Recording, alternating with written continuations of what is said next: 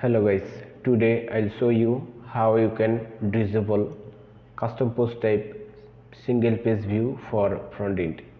I have registered a custom post type about social posting. You can see that I can see a view option to view the single page.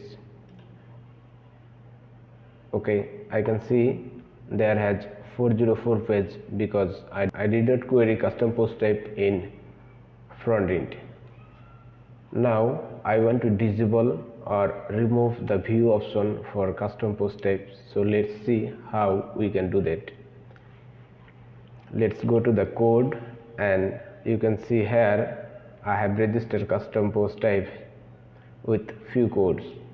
Now you have to pass a extra array about public queryable true or false. Publicly query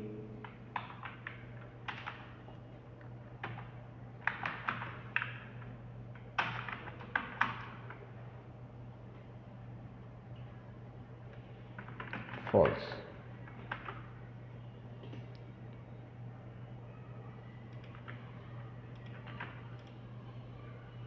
Publicly queryable by default is true, just you need to make it false to remove the view option.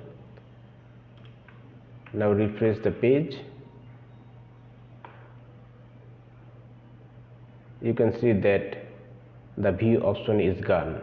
There is no option here.